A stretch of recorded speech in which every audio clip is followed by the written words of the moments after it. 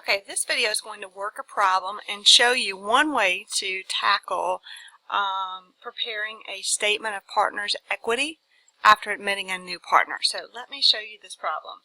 And if you want to follow along, it is very similar to a problem in your textbook called EX 12-18.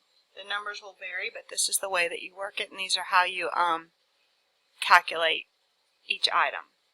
So it says that the partnership of Laura Associates began operations on January 1 with contributions from two partners, and it gives them to us. So that's our beginning partnership balances. And then it's going to give us some additional information. Our job is to prepare this statement right here. So we're going to just take it line by line. And the main thing that I want to caution you about is that although some of these items may sound complicated, you have all the knowledge you need to figure them out.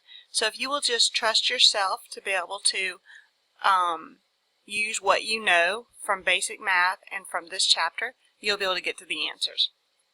Okay, so the partnership capital at the beginning is going to consist of Laura's, so I'm just going to drop that number in right there, 130,500, and Kim's, so I'm going to drop her number in as well as the beginning. Tracy hasn't joined yet because down here it's going to tell us that in early January Tracy joined, so that's going to be 0. To get to total, you will just add these items. So I'm going to press sum and add my items together. You would do it in your calculator if you were doing this by paper. Alright, when we say the admission of Tracy, let's read about that. In early January, Tracy is admitted to the partnership by contributing $65,250 for a 20% interest. Well, we know that we've got to double check about whether or not we have a bonus to the either existing partners or to the new partner, or if this was just an even amount so we don't have to do a bonus. So let me tell you what I'm talking about.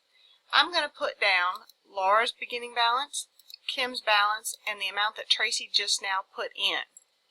I'm going to add these items together so that I can see the total amount of capital that's been put into this partnership.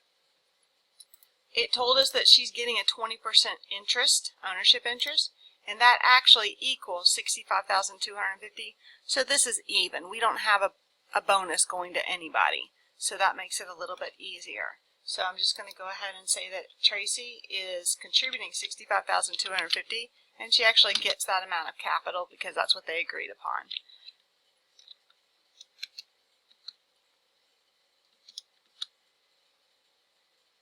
There was no change for the other partners because only Tracy put in money in January. Alright, so now we're going to talk about the salary allowance. So at the end of each period, the partnership will allocate salary to each of the partners. Now they can do it in many different ways, but in this particular problem, it looks like just who's getting a salary allowance? Just Laura's going to receive a salary allowance here. So she's going to receive a salary allowance for $44,300. So she probably works more day to day in this partnership, so that's probably why she gets that. Kim doesn't get a salary allowance. Let's go ahead and sum up across, as we always do, to get total partnership capital for that line item. And then remaining income. So what this is saying is we're going to take net income minus the amount that the partners specifically got, which is Laura's part, and we're going to allocate the rest of it. So here's how I'm going to show the calculation so that you can see what I'm doing. Total income. Look through the given information and find total income. They had net income of $126,000 earned this year. How much did we allocate to Laura already? We gave her $44,300. So how much do we have remaining income to allocate? Well, $126,000 minus $44,300 says that we have $81,700 remaining to allocate. So I'm going to go ahead and put that in the total over here. Now the question is, how do we allocate it? Let's read what their agreement says. 3 partners agree to an income sharing ratio equal to their capital balances. Sometimes it was 50-50, right?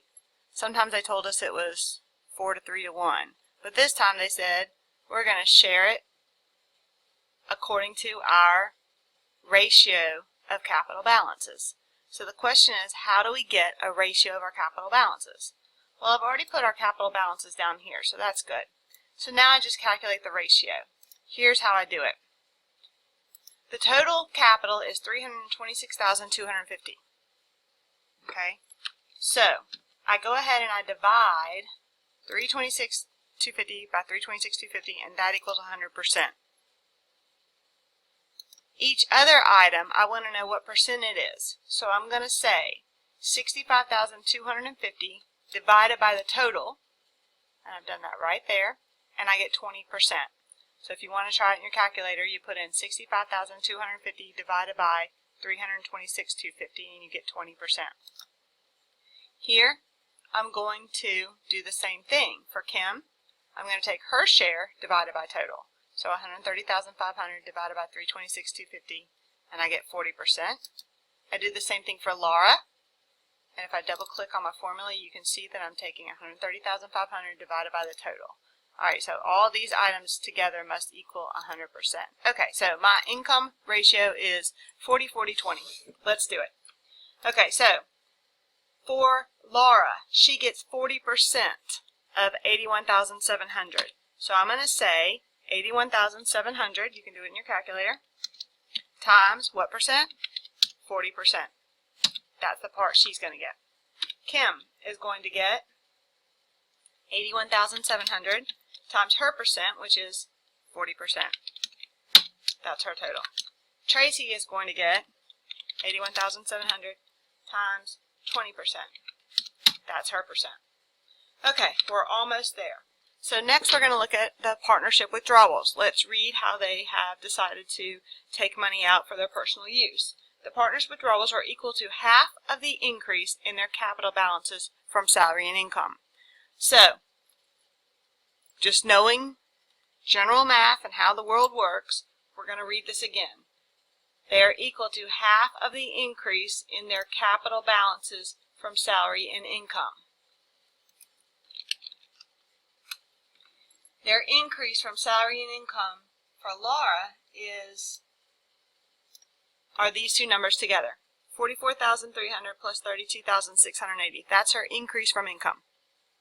We need half of that. That's how much she's taken out. So I'm going to say those two numbers together would equal that. If I need half of it, I can just say times 0.50 or times 1/2 to get half of it.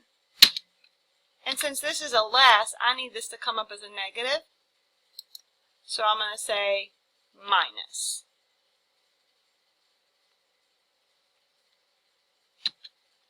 Alright, so her withdrawal will be $38,490. Okay, so for Kim, she only has one part to her income, so it's a little bit easier. We just need half of hers. Alright, so she's going to be withdrawing half of the $32,680. And because it's a withdrawal, I'm going to make it a minus. And there it is. Tracy, she just needs half of her $16,340. And because it's a withdrawal, I'm going to make it a minus. Alright, to get to total, as you know, we'll sum across. And there we go. One line to go. So now we need to know what our ending partnership capital is. So if we net all these numbers down, excuse me, then we will get Laura's. Let's do it. There's Laura. All the way over to Tracy. Double check our numbers. And that's our ending. In accounting, when we finish a lot of hard work, we love to make some double underlines to make it nice and organized. So let me know if you have any questions. Thanks.